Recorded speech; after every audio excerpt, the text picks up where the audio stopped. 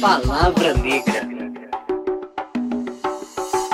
Ei, gente, vamos começar agora mais um episódio do podcast do Palavra Negra. E hoje eu tô aqui com o Jânio Silva para poder entrevistar o Wagner Silva também, que aí já publicou os livros Classe Média Baixa, Nix, e hoje a gente vai falar mais especificamente do livro Qual o Esquema da Parada. Tudo bom, Wagner? Tudo sim, olá. É satisfação estar aqui com vocês do Palavra Negra. Satisfação, Joane. Jânio também, camarada, satisfação. A gente que agradece, cara, a sua presença. Um autor que publica muito, mas eu já vou falar sobre isso.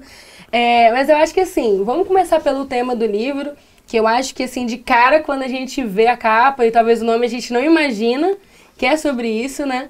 Mas ele é um livro que ele fala muito sobre greve, né? Basicamente ele é uma greve dos professores e você é professor. Então eu queria saber se teve algum acontecimento específico que desencadeou a ideia ou se foi na sua vivência mesmo, participando das muitas greves aí pela vida. Bom, Qual é o Esquema da Parada é o meu último livro, né? 2020, e o título realmente eu tento desconstruir. Eu sempre trago uma influência da periferia, da vivência, né? Para outros ramos da cultura, né? Da vida social. Então, quando eu penso qual é o esquema da parada, eu penso, qual é a da parada? Se fala muito na periferia, na gíria, né? E aí eu fui pensando, mas tem a parada da greve. Será que tem alguma coisa a ver? Parada de greve, com qual é o esquema da parada? Será que não há influência da classe operária, né? Dentro da periferia e que isso gerou uma gíria, né? Uma nova linguagem? Vou levar isso. Então, o livro fala sobre a greve de Vitória, né? A greve de 2018 dos professores de Vitória, e se passa no ambiente de escola também, no ambiente das paralisações, das mobilizações da greve, né? E a história é basicamente essa. E qual que é o esquema da parada? Tem esse lance do futebol, essa coisa, você já havia comentado comigo que você era jogador, isso tem um norte que traz para a construção do livro.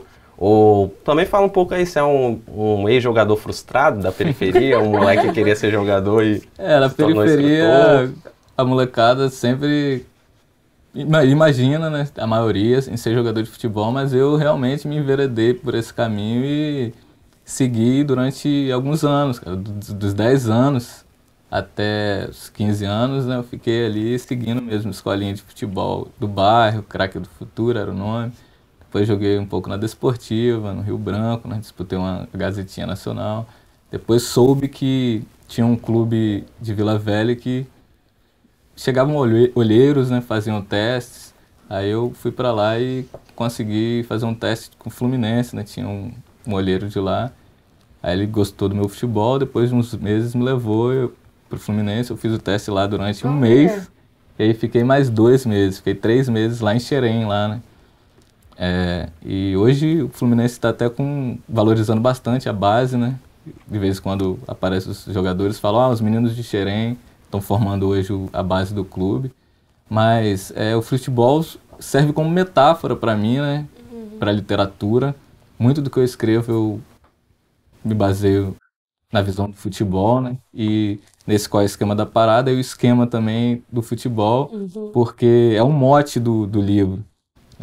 O livro começa, ele é em flashback, né, e ele remete a um dia de aula, o primeiro dia depois da greve, e aparece um garoto, o garoto na sala de aula, ele chuta a bolinha de papel, interagindo com o outro. Eu chego na sala e é um dia que era aula de educação física, e trocaram para a aula de português. E aí os meninos falam, professor, era aula de educação física, agitação danada na sala de aula. E eu resolvo trazer a crônica do Lima Barreto, né, que ele fala sobre a influência do futebol. Ele fala que o futebol é um prejuízo intelectual para o Brasil, logo no início do século XX, e que aí eu trago, como esse futebol... O Lima Barreto, será que é verdade o que ele diz? O futebol é um prejuízo intelectual ou a gente pode fazer dele uma coisa criativa e mostrar também de que a importância do negro entrar para esse espaço desse esporte, né?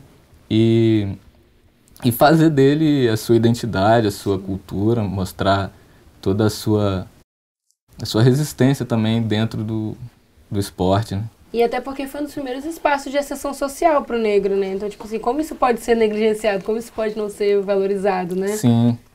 E o Lima Barreto estava muito no início ali do futebol, o advento do futebol no país. Sim. Mas com o passar do tempo foi se vendo que o esporte realmente contribui. Claro que as pessoas também não podem ficar cegas só pensar em futebol.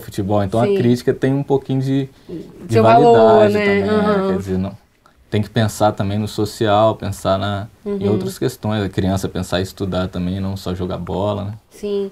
E eu achei legal que quando você foi falar, você falou de eu chego na sala e tal. Então você realmente se coloca como personagem ali? Você tá inserido na história? Realmente, Joane, eu dei o nome do personagem é só professor. Sim. Eu não nomeio justamente para mostrar que é assim uma persona minha, né? Quer dizer, Sim, uma faceta uma sua ali. faceta. Como professor, eu fiz esse recorte, né? Mas como é em primeira pessoa, eu também, para não me adentrar muito no personagem, eu achei colocar a pessoalidade assim demais. Eu achei que chamá-lo de professor seria uma terceira pessoa legal. Até porque tem um livro que eu gosto muito que é Capitães da Areia. Nossa, maravilhoso. Que tem um personagem professor e eu admiro muito, assim, ele que orientava os meninos, Sim. ensinava eles também a como se comportar, a importância da leitura e é mais ou menos a perspectiva que eu tenho como professor, né? Eu acho que vem muito de tentar mostrar um olhar de crítica, de que o que a gente, como garotos de rua ali, trouxemos de interessante para a vida adulta, né? O contato com pessoas mais velhas, contando histórias, benzedeiras, as brincadeiras antigas, né? Queimada, futebol de rua mesmo, outras coisas, roda de rima, zoação.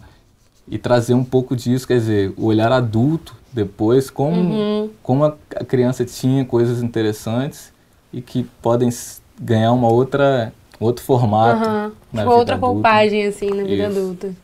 E o lance da relação, assim, com seus outros livros, o Nix, o Classe Média Baixa, porque tem um teor de crítica social muito grande nos seus livros, assim. Parece que tem uma certa relação, talvez algo que perpasse pelo marxismo, tem influência disso? Sim, o marxismo é muito forte nos meus livros, porque foi uma das primeiras teorias, né, que eu tive um choque, assim, quando soube, né, quer dizer, o primeiro contato que eu tive com o marxismo na escola foi um professor que era até substituto. Na minha escola as pessoas não tocavam nesse assunto, mas o professor, talvez por ser substituto, não sabia se dessa sentiu à regra. vontade.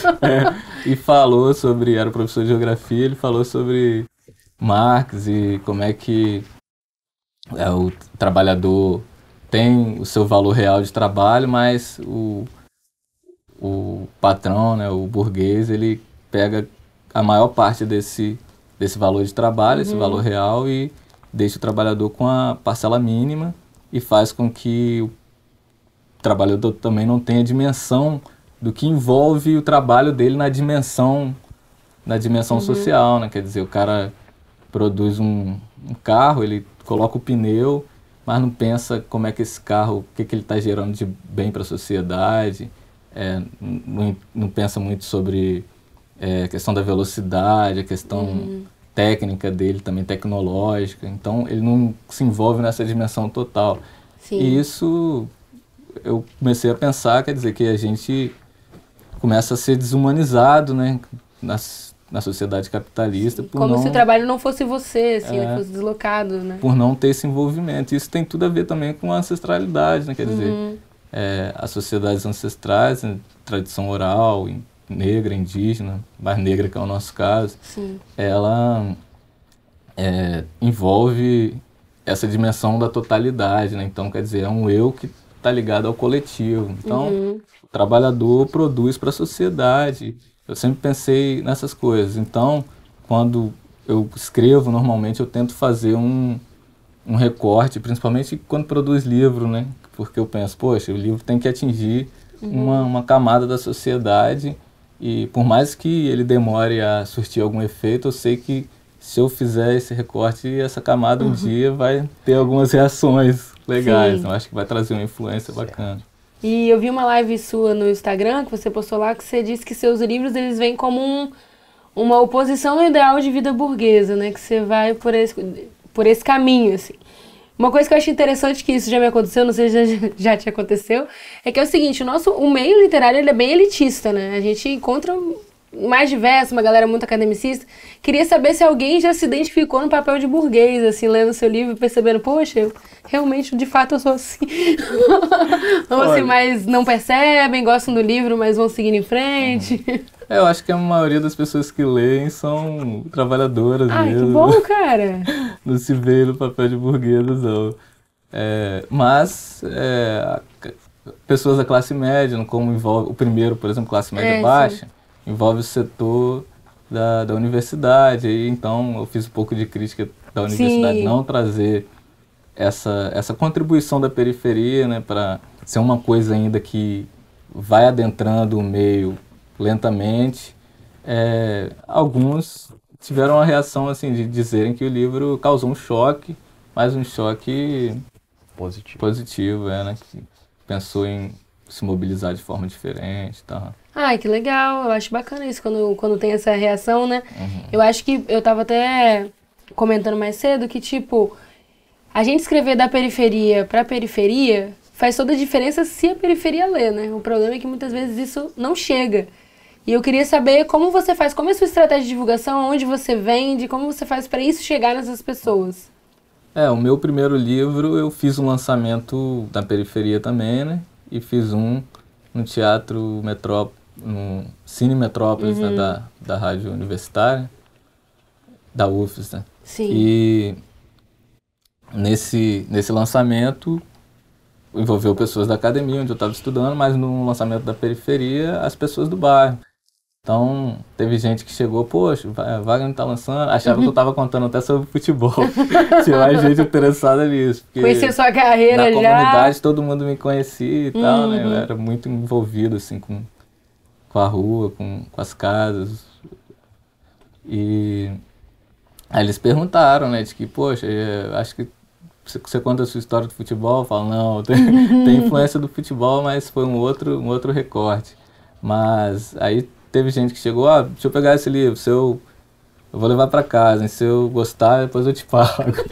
Amigo, assim. Rola sempre isso, resposta, né? Mas deixei. E no outro dia, depois de um tempo, o cara chegava, toma esse dinheiro aqui, gostei do livro, hein, cara, você conta a história tudo aqui da gente e tal. E como é que tá sendo, assim, esse lance da pandemia? Você lançou o livro em 2020, a gente estava assim, no ápice, estamos convivendo com isso. Como é que é publicar um livro, ver que a gente está no momento que está tudo se digitalizando? Qual a estratégia que dá para utilizar como escritor para conseguir alcançar as pessoas?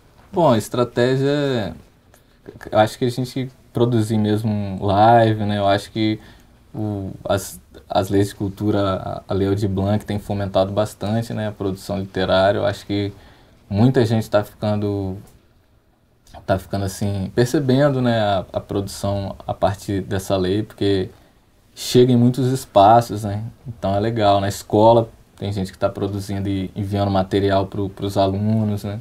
Eu gravei um podcast, por exemplo, para um Quadro a Quadro, o nome do podcast, e os produtores envolvidos disseram que estão levando para as escolas, e eu procuro ter o contato com um público bem amplo, assim, né? Amigos de infância, vizinhos mais velhos. Então, quando eu coloco algum videozinho, nem sempre live, né? No Instagram, como no Facebook, e essas pessoas têm acesso também e compartilham. Sim. E, assim, esse é um momento que tem muita gente divulgando, né, seus materiais, né, pela internet. Eu vi você fazendo vários vídeos, inclusive lendo trechos do seu livro, e que eu achei muito bacana isso, até para quem não conhece, né, continuar a conhecer mais a sua obra. Mas, assim, para escrever, você tem conseguido desenvolver ideias? Eu, por exemplo, tô super travada na pandemia, não consigo partir uma ideia do zero, sabe? É muito mais divulgar do que começar a escrever, porque para mim, às vezes, parece que eu preciso dessa vivência, sabe? Para poder escrever. Aí eu queria saber de você como é que tá sendo esse momento.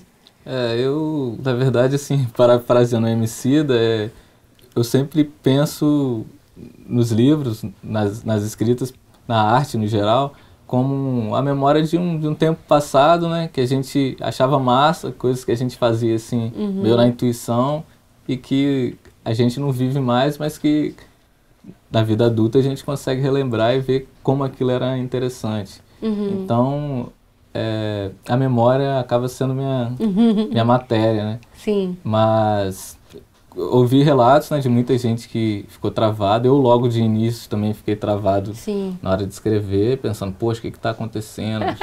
O mundo não vai ser a mesma coisa daqui para frente, né? A gente não vai poder encontrar as pessoas.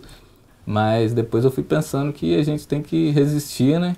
Então, se o mundo está cobrando essa resistência, a gente tem que partir primeiro da gente, né? Fazer uma resistência interna e fortalecer mesmo conhecimento, a leitura mesmo. Então, muitos lugares que eu ia, deixei de ir, estou em casa, estou lendo e às vezes escrevendo também. Eu acho que a leitura, não sei você, Jane, mas eu tenho lido bastante, assim, até para, né, ocupar meu tempo. Não, é uma forma, acho que a gente tem buscado, assim, nesse período, ver filmes, ler, tentar produzir mesmo com as dificuldades, assim, mas eu acho que gente que vem da periferia, né, a gente já viveu tantas dificuldades que a gente vai inovando e criando outras formas para continuar sobrevivendo, assim. Mas, sei lá, voltando no livro, tem um esquema ali, tipo, para os professores? Qual que é a tática, o lance? Então, a tática é... Contexto neoliberal. O contexto neoliberal é a oposição, né? Que a gente faz oposição, os professores, mas tinha uma pauta de reivindicação, né? Que era, primeiro, o aumento de salário, 12%, o prefeito Medianeira, que é o título que eu dou, o nome que eu dou para ele no livro, queria dar 4%, e tem o plano municipal de educação, cumprimento, que não estava sendo cumprido, coisas básicas, assim, mas que fazem efeito, que é ticket alimentação para 2 cadeiras, quem trabalha em 2 horários, outras questões de estruturas de escolas com problemas infraestruturais, né? A prefeitura dá essa verba, professores que tiram licença de mestrado, doutorado, ter possibilidade de ter essa licença, né? Que a prefeitura também não estava dando. Então, assim, foi uma greve que partiu do financeiro, né? Quer dizer, o aumento, as perdas inflacionárias também, mas que na negociação foi surgindo outras demandas e, como de imediato o prefeito não queria dar os 12%, ele foi aceitando as outras coisas também. Então foi uma greve que teve diálogo também, de certa forma, né? Sim. Que a prefeitura de Vitória hoje que a gente vê não tem diálogo nenhum, então... É um pouco mais complexo. Foi uma greve que teve algum diálogo e possibilidade de ganho, né? Sim. E aí o esquema, eu peguei mesmo futebol, dos capítulos, cada capítulo é como se fosse uma jogada, né? Tem jogada de finalização, jogada de defesa, de armação, e de acordo com um embate, né, político, se dá o nome da jogada. Ah, que legal, bacana. E você falou de vários termos que quem já participou, quem já vivenciou uma greve conhece, mas quem não vivenciou às vezes não conhece, né? E eu acho muito legal que na ficção isso fica mais próximo das pessoas, né? Até para quem não sabe como faz o movimento social, não sabe como arma uma greve, talvez a partir do livro tenha uma consciência melhor sobre o que é uma greve, os motivos de uma greve, por que fazer, por que apoiar. Era uma intenção sua também trazer uma luz para esse tema através da ficção? Sim, eu acredito que foi uma coisa que eu não tinha vivência, né? E que na prática me fez total diferença, né? Depois, sabendo como é uma greve, quer dizer, os papéis que você pode desempenhar para colaborar de alguma forma, que são amplos, não é só também a pessoa ir lá e se manifestar. E colocar essas coisas no livro dar essa clareza realmente pro público, eu acho que faz ganhar os movimentos sindicais, os movimentos das classes trabalhadoras, né? Você falou aí que o nome do prefeito é Medianeira. Tem uma alusão com o filme Buenos Aires, A Era do Amor, acho que é o nome do filme. Então, Medianeira realmente é o filme, né? Mas eu acho que o título do filme é Medianeira mesmo, cara. O filme que eu vi, né? Johnny. Não, só a complementação do nome do título, que eu acho que é sim. Buenos Aires na Era do Amor. Tipo subtítulo. Eu não lembro totalmente. Mas fiquei com o nome na cabeça, né? E na hora de pensar no personagem, que é o prefeito, eu vi que o filme traz essa visão da arquitetura, né?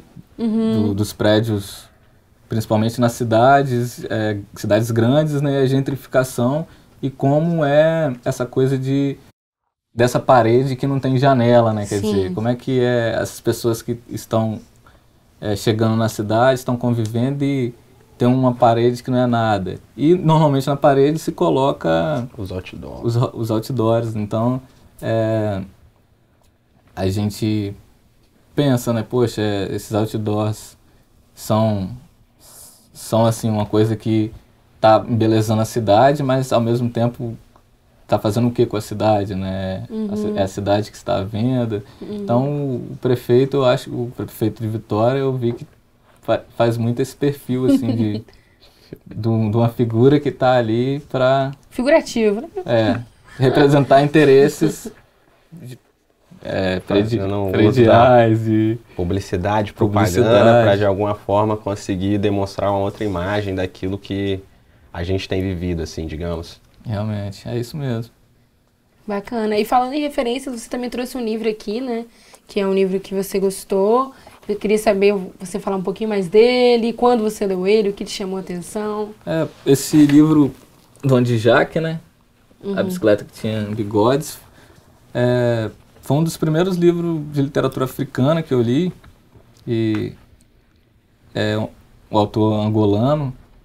E ele traz essa coisa que eu disse da infância, né? E de como essa vivência mais de intuição, de rua, colaborou para perspicácia, para habilidade dele com as palavras, né? E aí o enredo conta sobre os meninos que eles estão participando de um concurso de redação da Rádio Nacional de Angola para ganhar uma bicicleta. Eles colocam a bicicleta que tinha bigode. E eles procuram um escritor da rua deles, que eles ouvem falar, a pessoa é famosa e tal, e que é o tio Rui, tio do sobrinho. Sobrinho só é chamado de sobrinho, tio Rui. E aí o livro todo se passa nessa perspectiva, quer dizer, a redação deles é o que eles estão vivendo. E coisas peripécias, assim, como faltar luz e dar nome a vagalumes, os vagalumes trazerem uma perspicácia para a palavra, né? Então, uma coisa de vivência mesmo que me inspirou bastante. Eu li ele, eu acho que em 2013, por aí. Foi mais ou menos quando eu estava escrevendo o meu primeiro livro. Então... E você já lecionava nessa época? Não, nessa época eu estava na universidade ainda. Talvez mais um incentivo aí. E foi mais um incentivo. Primeiro foi o Cidade de Deus, né? O jeito que eles usavam as palavras lá, eu achei muito próximo ao que eu vivi. E achei que isso seria legal, criar um enredo, um contexto daquela maneira também, aplicando a minha comunidade, que é o Mangue Seco, né? Sim. A região de Porto Santana, em Cariacica. E onde Jaque me deu essa outra faceta, mais da infância. Você tem uma contribuição, assim, também do rap, da música para suas produções, porque também você tem um pouco... Parece um pouco híbrido aquilo que você escreve, tem o lirismo, né? Mas também tem poesia nessa construção. Já tentou cantar rap? Bom, o rap foi o primeiro contato artístico, assim, de uma coisa que eu gostei mesmo e que sabia que aquilo estava me influenciando na formação mesmo. E aí eu, Racionais, ouvindo, né? Facção Central, Consciência Humana, a velha escola do rap, né? Eu ouvi bastante. Vizinhos ouviam, depois eu perguntava que música era aquela, e procurava saber e conseguia achar, eu ouvia também. E aí o rap foi uma influência, os primeiros textos que eu escrevi também foram letras de rap, esboços de letras de rap, assim, né? E depois eu fui vendo que a escrita era uma coisa que me atraía, que eu tinha alguma habilidade mesmo. E quando eu fui prestar vestibular, como eu também não era tão envolvido com outras áreas do conhecimento, eu resolvi me deter na escrita, então acabei fazendo letras, né, que eu gostava mesmo. Sim. E aí eu parti para a escrita de livro, né, mais pela formação, porque também na época de adolescência, de juventude, não tinha tanto movimento como tem hoje, né, cultural, né? Islã hoje tem muito. Batalha de Rima cresceu bastante, Batalha de né? Rima cresceu. Como não tinha, também não tinha um coletivo que me apoiar, e a escrita foi onde eu fui me desenvolvendo, escrita de livro mesmo, porque na universidade também encontrei amigos, né? Que incentivavam e também tinham interesse de lançar livro, interesse de criar editora. Sim. E aí fomos nos juntando, assim, né?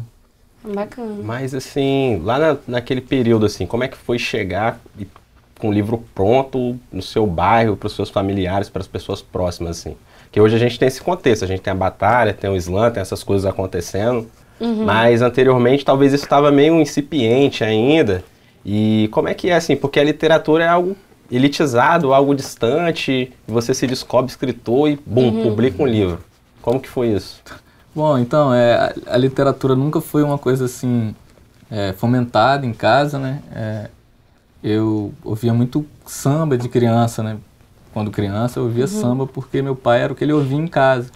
Mas ele ouvia e ele tinha tanto orgulho que ele mostrava que aquilo era o que ele tinha de maior conhecimento para nos direcionar. Então, ele ouvia, às vezes falava, Wagner, presta atenção nessa letra, ó.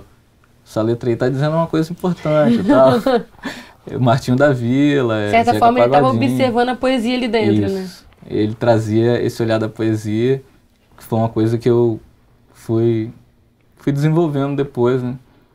E aí, pensando esse lado da influência da literatura, na hora que eu chego com o livro, na verdade eu cheguei primeiro com rodas de leitura no meu bairro, né? Eu participei de um projeto de extensão na universidade, e aí eu dei o título de Samba, Poesia no Cotidiano Urbano Brasileiro. E eu fazia rodas de leitura com músicas de Noel Rosa, Chico Buarque. Ai, que bacana. No centro comunitário. E isso já me deu uma perspectiva, assim, de como a literatura poderia influenciar na formação da minha comunidade, né? E aí, quando eu escrevi o livro e cheguei com o livro, fui falando também que tinha a ver ali com tudo que a gente vivia, né? Com o surgimento daquela periferia, Sim. as rixas de tráfico lá, né? Das quadrilhas de tráfico, e eles foram se interessando. Não todos, né? Mas uma parte legal. Sim. E tem um próximo trabalho, uma parada que você está preparando? Porque, tipo assim, você é uma pessoa que escreve muito, assim, das pessoas aqui do Espírito Santo que pelo menos tem um contato. Eu acho que publicação, você não para o tempo todo produzindo. Inclusive, além dos dois, você tem 2 e-books, um que foi publicado agora, né, durante a pandemia.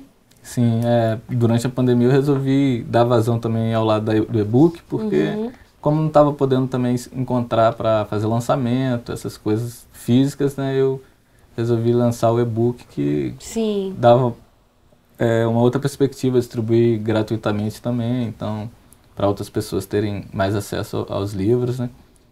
Lancei esses 2, né, que foi o Coroa para Três Rainhas, infantil, e o Moço Velho, um Areal do Belo, de poesia. E agora estou escrevendo, não, terminei de escrever, mas estão assim, em projetos para serem lançados, né? Que é o Crespidão Tipográfica na Barbearia Rua d'África.